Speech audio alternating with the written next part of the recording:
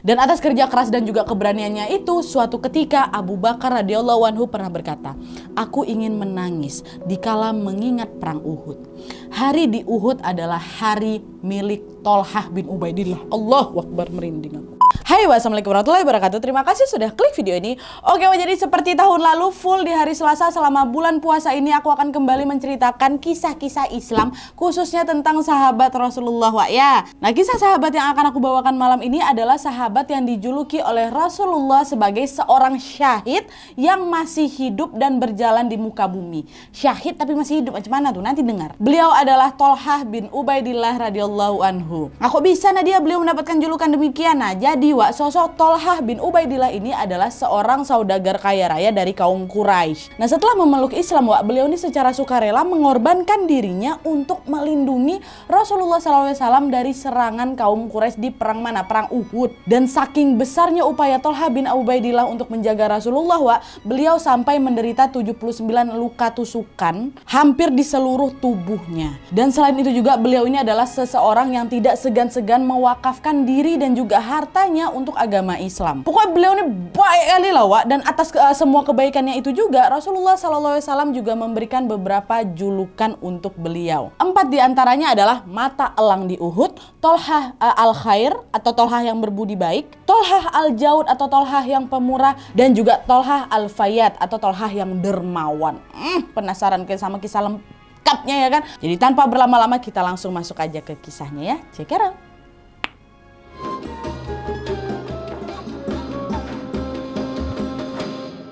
Oke, jadi Tolhah bin Ubaidillah merupakan seorang laki-laki dari kalangan Quraisy yang dikenal sangat kaya raya dan juga ahli dalam berdagang. Secara fisik, Tolhah ini memiliki postur tubuh yang sangat tinggi dan gagah, berkulit putih dan juga memiliki wajah yang sangat tampan. Nah, sebagian ulama berkata bahwa fisik Tolhah bin Ubaidillah ini mendekati Rasulullah SAW.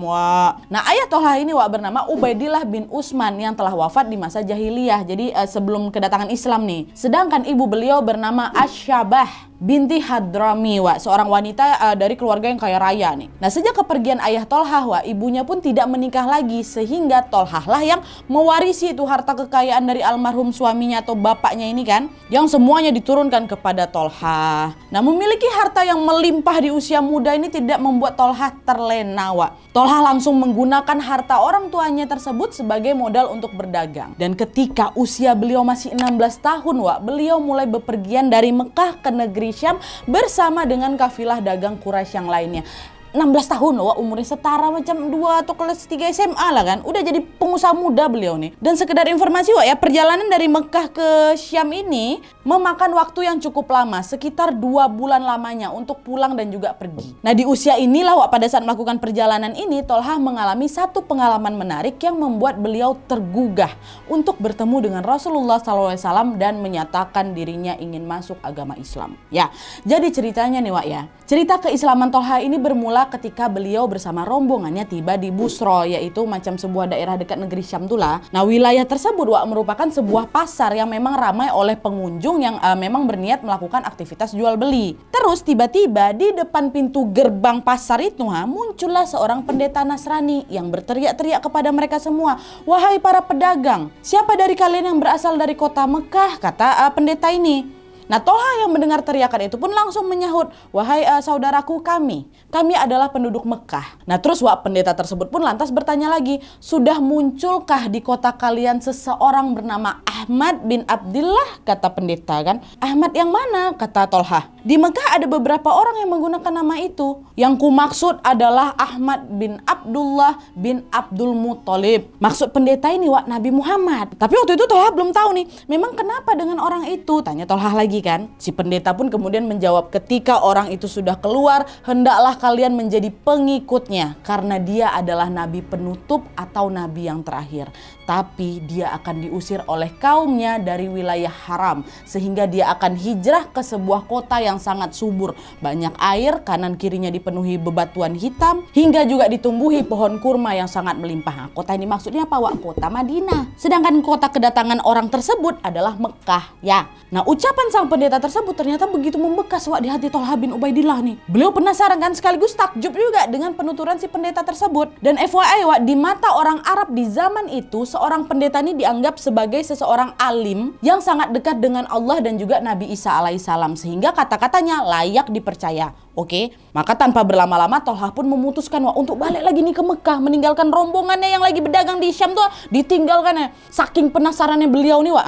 Dan setibanya di kota Mekah, Wak, Thalha bin Ubaidillah pun langsunglah bertanya kepada keluarganya, "Wahai keluargaku, ada peristiwa apakah selama aku pergi?" kata beliau. Nah, mengingat waktu tempuh yang memang cukup lama kan, sampai 2 bulan kan, Wak. Makanya nggak heran lah Thalha pun bertanya demikian untuk tahu nih berita apa saja yang memang sudah beliau lewatkan selama 2 bulan itu. Nah, salah seorang anggota keluarganya lantas menjawab, ada satu peristiwa aneh. Seseorang telah mengaku sebagai Nabi Allah, Muhammad bin Abdullah bin Abu Muttalib. Nah, ternyata, Wak, selama kepergiannya Thalha ke negeri Syam ini, Rasulullah sudah diangkat menjadi nabi dan juga sudah menjalankan dakwah secara terang-terangan. Buat kalian yang mau tahu lebih banyak soal dakwah nabi secara sembunyi-sembunyi dan juga terang-terangan, nonton video aku, ada pernah juga itu aku upload. Itu seru kali memang. Nah, lanjut lagi nih, Wak, ya. Nah, terus Thalha bertanya lagi, apakah sudah ada yang menjadi pengikutnya? Nah, pada saat itulah, Wak, keluarga pun bercerita bahwa Nabi Muhammad telah memiliki pengikut yang salah satunya adalah kawan dekatnya Thalha sendiri, yaitu siapa? Abu Bakar, Wak.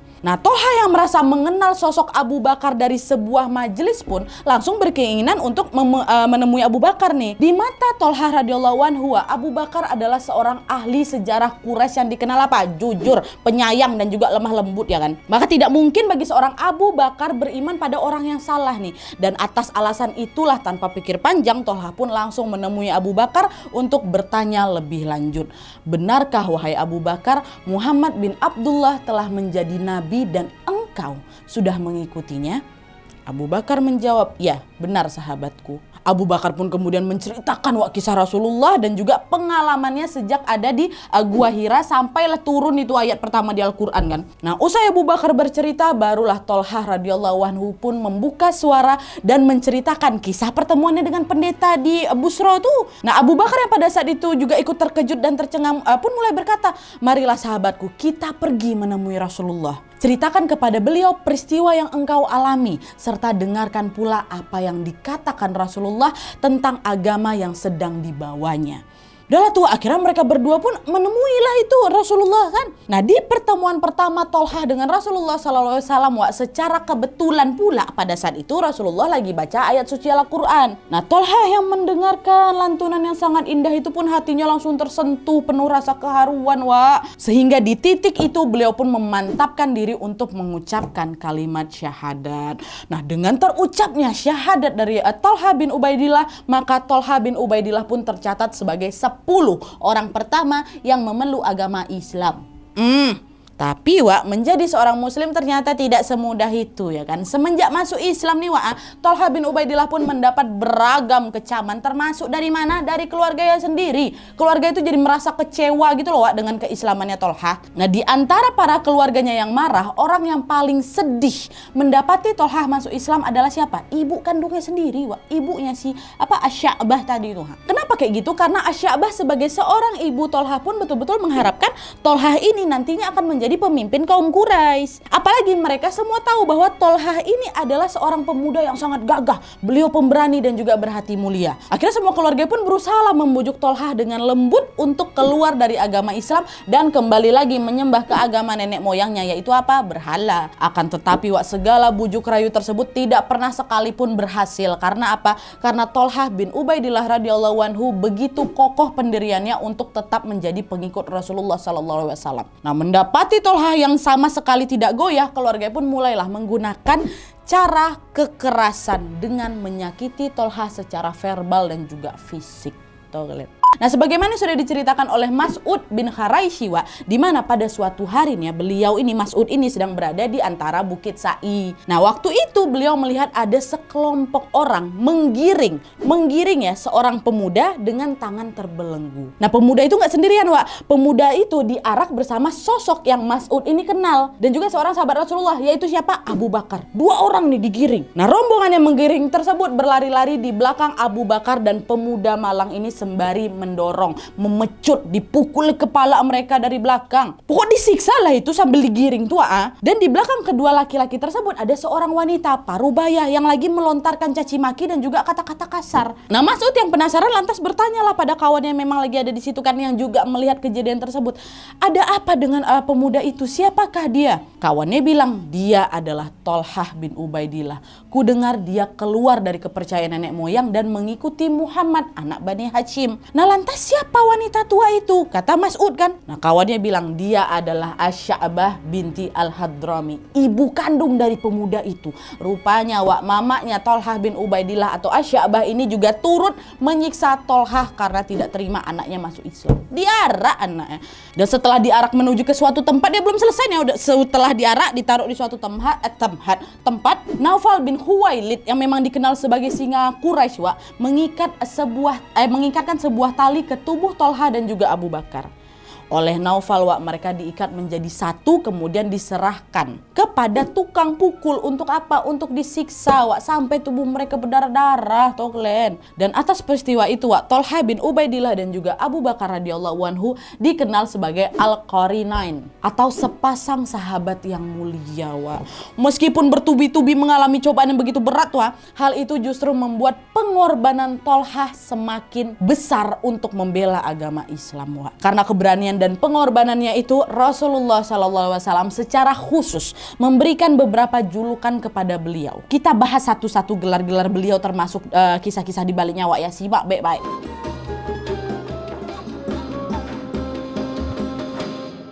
Nah, jadi setiap gelar yang memang disematkan Rasulullah untuk Thalhah bin Ubaidillah ini masing-masing memang memiliki latar belakang kisah yang berbeda-beda. Nah, keempat gelar yang beliau dapatkan ini semua berasal dari mana? Dari peristiwa perang Uhud.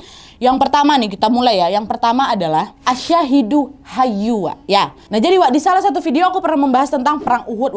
Kalian boleh lanjutlah nonton perang Uhud setelah video ini ya. Nah, jadi dalam video tersebut diceritakan memang bahwa di perang Uhud ini kaum muslimin yang memang awalnya memenangkan peperangan ya, mendadak kan diporak-porandakan lagi sama pasukan Quraisy kan yang dipimpin sama Khalid bin Walid. Nah, hal ini terjadi karena ada 43 pemanah yang turun dari bukit dan berkhianat atas perintah Rasulullah. Rasulullah bilang jangan ada yang turun 43 orang ini. Nah, gegara itu nyawa Rasulullah pun menjadi terancam. Jadi mereka tuh turun kan dari bukit. Nah, pasukan yang dipimpin Khalid bin Walid yang masih dari pihak Quraisy itu 43 turun. Rasulullah di sini dikepung, dihancurkan 43 ini. Pasukan Quraisy yang udah kabur balik lagi, tekepung Rasulullah. Itulah jadi terancam. Nah, pada saat itu Rasulullah ini ditemani oleh 12 orang sahabat yang terdiri dari 10 pemuda Ansor dari Madinah dan juga 2 pemuda Quraisy yang memang sudah memeluk Islam. Siapa 2 orang ini? Sa'ad bin Abi Waqqas sama Thalhah bin Ubaidillah. Inilah Rasul di tengah, 12 lindungin Rasul. Nah, di tengah peperangan besar yang sedang berkecamuk ini ada memang kan ratusan pasukan Quraisy lainnya yang saat itu memang sengaja mengincar Rasulullah dan berniat untuk menyakiti beliau. Sehingga ketika mereka melihat Rasulullah SAW hanya ditemani 12 orang saja, pasukan Quraisy ini pun langsunglah tancap gas lagi, balik badan nih untuk menyerang Rasulullah dan para sahabat. Kebayang gak kalian ratusan pasukan Quraisy ini yang menyerang 12 pasukan muslim? Macam mana? Angka itu kan jelas gak seimbang kali kan Nah, di saat yang sama melihat kedatangan pasukan Quraisy ini kembali, Rasulullah SAW pun langsung bersabda kepada 12 orang pemuda tersebut. Beliau berkata, barang siapa bersedia menahan mereka, maka akan menjadi pendampingku di surga nanti. Itu kata Rasulullah. Nah, mendengar sabda tersebut, Thalhah bin Ubaidillah pun langsung mengajukan diri. Beliau berkata, saya siap ya Rasulullah. Tapi Rasulullah kemudian menjawab, tidak. Tunggu dulu, jangan, kamu tahan dulu. Dan akhirnya ada seorang pemuda dari Ansor berkata, saya siap ya Rasulullah. Kata Rasulullah, baik, pergilah ke sana dan lawan mereka. Akhirnya pemuda tadi pun majulah ke depan bukit itu, melawan ratusan pasukan Quraisy hingga akhirnya beliau terbunuh. Nah, melihat salah satu pasukannya gugur, Rasulullah kembali lagi mengulangi sabdanya, barang siapa yang berani menghalau mereka, maka akan menjadi pendampingku di surga nanti. Lagi-lagi untuk kedua kalinya Thalhah radhiyallahu anhu pun menjawab, izinkan saya maju ya Rasulullah, kata beliau kan. Nah, mendengar permintaan dari Tolha Ubaidillah itu, Rasulullah kembali hanya menjawab, kamu tetap di tempatmu. Akhirnya seorang pemuda Ansor lainnya ini menawarkan dirilah dan disetujui lagi sama Rasulullah kan. Beberapa saat kemudian pemuda Ansor yang kedua ini pun maju dan juga terbunuh mati syahid karena beliau melawan sendiri. Dan setelah itu satu persatu tuh pemuda Ansor lainnya dengan gagah berani pun menawarkan diri untuk mengusir pasukan Quraisy. Dan kesemuanya ini tadi kan ada 10, 2 udah maju, abis itu maju lagi nih ganti-gantian sampai habis gugur semua pasukan Ansor ini di medan perang untuk maju melindungi Rasulullah. Nah, habis sudah kan pemuda Ansor yang menjadi pelindung bagi Rasulullah di perang Uhud itu, sehingga saat itu hanya tersisa berapa orang? 2 orang nih yang hanya melindungi Rasulullah dari Mekah dua-duanya, yaitu siapa? Sa'ad bin Abi Waqqas sama Tolha bin Ubaidillah kan. Nah, melihat pasukan Rasulullah yang hanya bersisa 2 orang, tentu ya pasukan Quraisy pun semakin merasa di atas angin lah mereka. Mereka terus tuh berusaha merengsek masuk ke area bukit tersebut. Nah, di momen itu Rasulullah kemudian mengambil anak-anak panah beliau dan menggantungkannya dengan sebuah kain di bahunya Sa'ad bin Abi Waqqas. Dan kemudian Rasulullah pun berkata, wahai Sa'ad, lawan mereka. Lemparlah mereka dengan anak-anak panahmu. Aduh, merinding aku dah. Pada saat itu Sa'ad pun dengan sigap langsung menjalankan perintah Rasulullah hingga kemudian Sa'ad bin Abi Waqqas pun wafat secara syahid di situ. Nah, meskipun 11 orang yang terdiri dari 10 pemuda Ansor dan juga Sa'ad bin Abi Waqqas ini dikalahkan oleh kaum Quraisy, mereka ini sudah dijamin langsung masuk surga secara langsung ya, tanpa melalui proses hisab maupun ditanya sama malaikat di kubur, langsung masuk 11 orang ini. Nah, dengan wafatnya Sa'ad akhirnya hanya tersisa siapa? Tolha bin Ubaidillah lah sebagai satu-satunya sahabat yang berada di dekat Rasulullah Dan barulah di sana Rasulullah kemudian berkata kepada Tolha, wahai Tolha, sekarang giliranmu, lawan mereka, kata Rasulullah. Tolha bin Ubaidillah radhiyallahu anhu dengan perawakannya yang tinggi, kekar kan, tanpa ragu pun langsung menghalau pasukan Quraisy sembari mengayunkan pedangnya ke kanan dan ke kiri. Dan upaya itu ternyata membuahkan hasil karena Tolha bin Ubaidillah berhasil membunuh sekian banyak pasukan Quraisy. Sekian banyak ya padahal posisinya Tolha sendirian melawan ratusan musuh. Kalah musuhku. Dan setiap kali Tolha ini berhasil membuat pasukan Quraisy kocar-kacir ya, beliau nggak diam aja, beliau selalu berlari ke belakang ke arah Rasulullah SAW sembari mendorong Rasulullah untuk bersandar di area yang cukup aman. Udah dihajarnya mereka tetap juga dilindungi Rasulullah. Pokoknya nggak akan ada celah Rasulullah ini bisa tersentuh gitu loh. Nanti kalau udah aman maju lagi Tolha bin Ubaidillah, berlari beliau ke depan untuk menghadang kaum Quraisy. Gitu terus Tolha dari depan ke belakang, menghalau melindungi Rasulullah, maju lagi, nggak ada takut-takutnya. Hal itu beliau lakukan karena saking khawatirnya beliau akan keselamatan Rasulullah Sallallahu Alaihi Wasallam. Masya Allah. Dan setelah memastikan kondisi Rasulullah dalam kondisi aman, Tolha kembali lagi ke medan perang dan menghunus pedang ke arah Quraisy. Ya, tapi ngadepin ratusan pasukan kayak gitu nggak mungkin lah Tolha nggak luka kan karena begitu lelah dan juga terluka cukup parah. Akhirnya pada satu waktu Tolha ini pun jatuh pingsan di tanah. Dan alhamdulillahnya sewaktu Tolha tidak sadarkan diri, baru datang Abu Bakar, Umar serta sahabat-sahabat lainnya yang juga baru saja selesai memukul mundur pasukan Quraisy dari arah lain. Datang itu ke Rasulullah dan Tolha yang lagi pingsan. Dan pada saat itu Rasulullah berkata kepada Abu Bakar, wahai Abu Bakar, selamatkanlah sahabatmu Tolha, carilah dia. Tanpa berlama-lama Abu Bakar pun mencari keberadaan Tolha dan menemukan beliau sudah dalam keadaan tidak berdaya. Tapi alhamdulillah pingsan aja nih bukan meninggal. Abu Bakar pun langsung mengendong Tolha dan membawanya ke hadapan Rasulullah SAW. Dan kalian tahu, ketika melihat keadaan Tolha yang sudah terkapar seperti itu, Rasulullah tidak kuasa menahan tangisnya. Beliau begitu terharu atas perjuangan pemuda ini. Masih muda Tolha waktu itu, masih belasan tahun. Di depan semua sahabat yang berkumpul di Uhud, Rasulullah berkata, siapa yang ingin melihat orang syahid yang masih hidup dan berjalan di muka bumi? Maka lihatlah Tolha bin Ubaidillah. Terhitung syahid tapi masih hidup kata Rasul. Nah, jadi gegara itulah asal kisah kenapa Tolha bin Ubaidillah ini dijuluki Asyahidul Hayy, syahid yang masih hidup. Nah, selain kisah Tolha yang berhasil melindungi Rasulullah SAW ini, di perang Uhud itu juga terjadi satu kisah menarik lainnya tentang Tolha radhiyallahu anhu. Jadi, dalam sebuah riwayat diceritakan bahwa Tolha ini menderita sebanyak 79 tusukan pedang, mulai dari kepala, kaki, tangan, bahkan mohon maaf hingga ke kemaluan beliau. Dan selain itu juga kelima jari tangan kirinya Tolha juga ditebas secara keji oleh kaum Quraisy sehingga terputus semuanya. Nah, di saat yang sama ketika jari beliau ini tertebas, Tolha bin Ubaidillah ini tidak sengaja berucap, aduh, kayak gitulah. Ya wajar lah kan, Wak. Cobalah kalian bayangin rasanya macam mana kehilangan 5 jari itu putus tuh, pasti sakit kali ya kan. Nah waktu itu Tolha radhiyallahu anhu tidak sengaja gitu. Nah Rasulullah SAW yang mendengar hal itu sebenarnya cukup bersedih, Wak, dengan perkataan Tolha. Rasulullah pun berkata, wahai Tolha, seandainya engkau mengganti kata aduh dengan kata bismillah, niscaya engkau akan diangkat oleh malaikat sementara orang-orang melihatnya. Nah, sebagian ulama, Wak, menafsirkan bahwa sabda Rasulullah SAW ini tidak hanya berlaku untuk Tolha saja, tapi seluruh umat muslim yang memang berada di medan perang. Dan sabda tersebut bermakna, barang siapa yang mengorbankan dirinya, hartanya, bahkan anggota tubuhnya untuk agama Allah, maka Allah akan menunjukkan keindahan surga kepadanya. Jadi jangan mengaduh gitu, harusnya bismillah diganti. Itu kata Rasulullah, Wak. Nah terus, Wak, selain judulkan Asyahidul Hayy, di peperangan Uhud itu juga Tolha bin Ubaidillah radhiyallahu anhu juga dikenal sebagai mata elang Uhud. Atau seseorang yang memiliki kejelian luar biasa untuk membinasakan musuh, Wak. Seperti yang aku ceritakan tadi, Wak, meskipun hanya seorang diri, Tolha si mata elang Uhud ini dapat dengan teliti melihat peluang untuk membinasakan pasukan Quraisy sendiri lawan ratusan, bisa. Berkat kecerdikan beliau ini, beliau mampu melumpuhkan puluhan pasukan Quraisy hingga membuat mereka itu tercerai-berai. Dan atas kerja keras dan juga keberaniannya itu, suatu ketika Abu Bakar radhiyallahu anhu pernah berkata, aku ingin menangis dikala mengingat perang Uhud. Hari di Uhud adalah hari milik Tolha bin Ubaidillah. Allahu Akbar, merinding aku. Uhud itu adalah harinya Tolha bin Ubaidillah. Banyak kali jasa Tolha di perang Uhud tuh.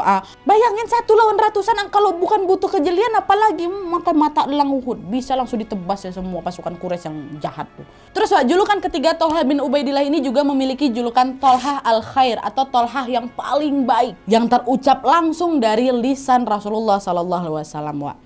Masih di medan perang Uhud nih ya. Jadi selain jarinya Tolha yang terputus, Wak, Tolha ini juga menderita luka sobek yang cukup parah sekali di bagian paha sampai ke lututnya. Terbalik. Paha ke lututnya. Terluka ya, tersobek, bayangkan sama kalian. Dan meskipun mengalami rasa sakit yang teramat pedih, beliau masih terus berusaha berlari ke sana kemari tanpa menunggangi kuda, Wak. Bayangkan sama kalian, sekedar informasi ini aja nih ya. Selama perang Uhud ini berlangsung, Tolha radhiyallahu anhu melawan Quraisy sekaligus juga melindungi Rasulullah dengan berjalan kaki, Wak.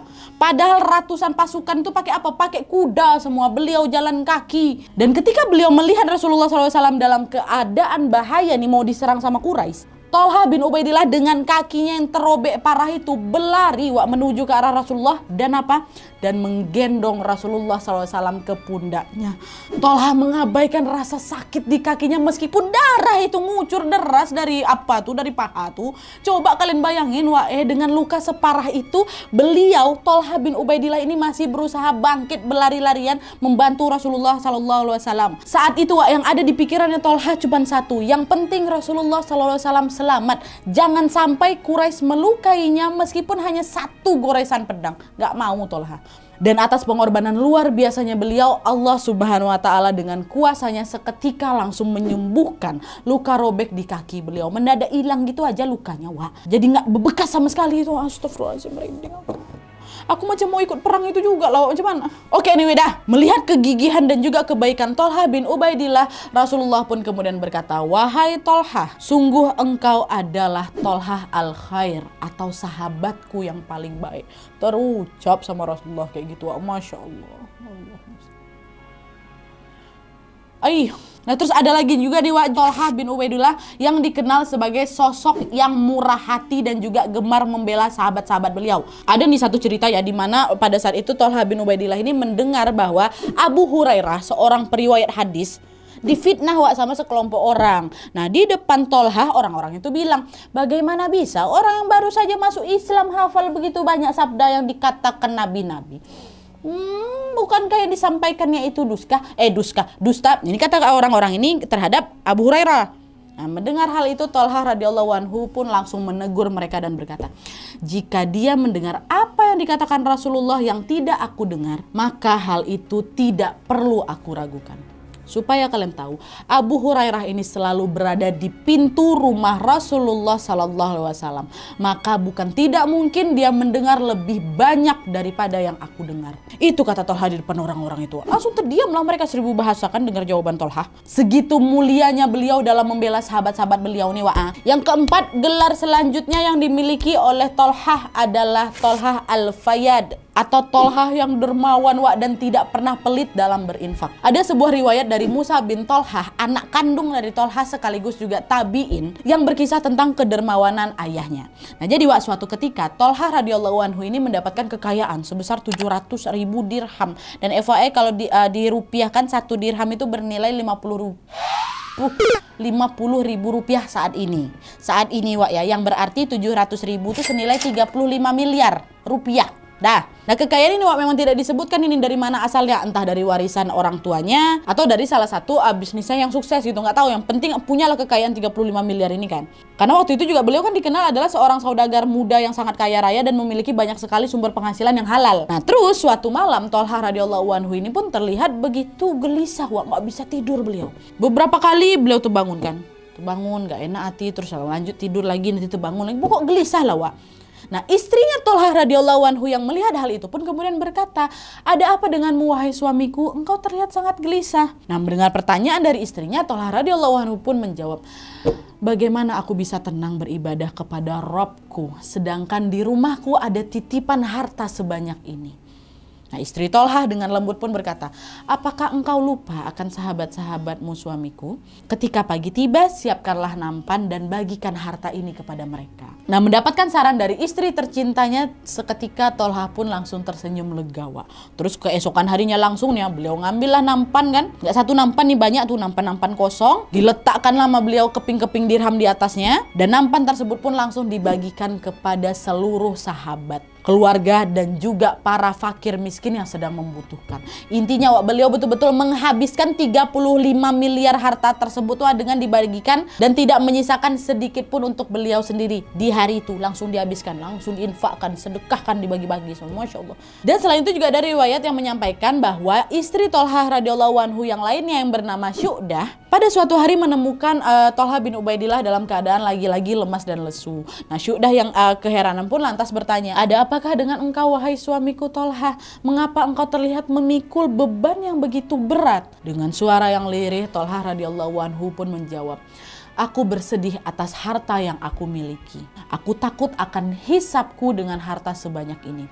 Dan lagi-lagi istri Tolha radhiyallahu anhu ini pun menyarankan beliau untuk membagikan lagi uang-uang tersebut kepada umat muslim yang memang sedang membutuhkan. Tolha pun kemudian memanggil para pelayannya dan meminta mereka untuk mengemas 200.000 dirham harta beliau ini ke dalam sebuah kantong-kantong. Dan by the way harta beliau yang ini beda dari harta sebelumnya Yang tadi kan udah habis tuh dibagi-bagiin. Nah ternyata selain punya 700.000 dirham itu beliau masih punya lagi harta lainnya, yaitu 200 dirham ini atau sebesar 10 miliar lah. Banyak kali memang intinya harta beliau ini tapi di mata Tolha lagi-lagi harta sebanyak itu merupakan beban yang begitu berat karena jumlah tersebut melampaui kebutuhannya sehari-hari. Akhirnya sesuai saran dari Syu'dah, uang sebesar 200.000 dirham itu pun kembali beliau bagi-bagikan kepada umat muslim yang memang berada di sekitarnya.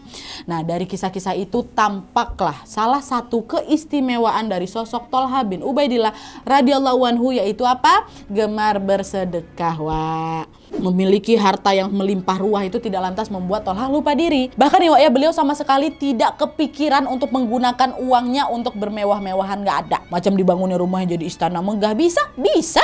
Nggak ada tuh beli unta banyak ataupun membelanjakan uangnya dengan hal-hal duniawi lainnya Sama sekali tidak terbersit keinginan tersebut di benaknya Tolha bin Ubaidillah. Dan selain itu juga nih sebelum tutup ada satu cerita lainnya perihal kedermawanan Tolha bin Ubaidillah Jadi suatu hari datanglah adalah Fulan lah namanya kan, Fulan ini kepada Tolha bin Ubaidillah. Nah Fulan ini meminta bantuan kepada beliau untuk meminjam sejumlah uang. Nah ternyata Fulan ini adalah seorang fakir miskin yang masih memiliki hubungan kerabat dengan beliau.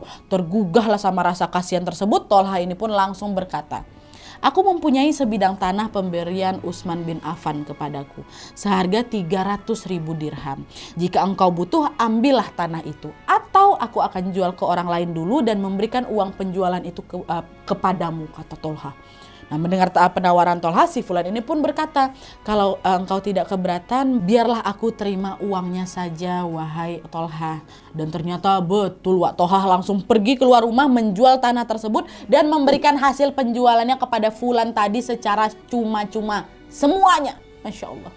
Tolha terus melakukan kebaikan-kebaikan dan tidak segan-segan mewakafkan harta beliau ini demi umat Islam, Wak. Dan kebaikannya ini pun terus beliau lakukan hingga akhir hayatnya. Tolha bin Ubaidillah meninggal dunia pada masa kepemimpinan Khalifah Ali bin Abi Thalib radhiyallahu anhu pada saat beliau ikut serta dalam perang Jamal. Tolha radhiyallahu anhu gugur setelah terkena panah beracun di usianya yang ke-60 tahun. Wafatnya Tolha bin Ubaidillah meninggalkan suri tauladan tentang keberanian, pengorbanan, dan juga kedermawanannya dalam membela agama Allah. Semoga kita semua senantiasa bisa meneladani beliau, Wak. Ya amin ya robbal alamin ya Allah. Oke, Wak, jadi itu tadi sedikit kisah dari seorang Tolha bin Ubaidillah, sahabat Rasulullah. Seseorang yang begitu luar biasa mengorbankan dirinya untuk melindungi Rasulullah dan juga mengorbankan kekayaannya demi kepentingan umat Islam. Aku terharu kali lah sama kisah ini, Wak. Selain pengorbanan beliau untuk melindungi Rasulullah, Wak, ya, betapa mulianya beliau yang begitu ketakutan memiliki banyak uang. Bukannya menimbun, beliau ini malah menghabiskan hartanya untuk bersedekah. Ya Allah, semoga kisah ini bisa menjadi reminder bagi kita semua, Wak, ya, apalagi di bulan puasa ini. Jangan lupa menyisihkan sebagian harta kita untuk berzakat. Sebagaimana firman Allah Subhanahu wa taala dalam surat Al-Zariyat ayat 19 bahwa dalam setiap harta kita terdapat hak orang lain. Baik orang yang meminta-minta maupun orang yang tidak meminta-minta. Ingat.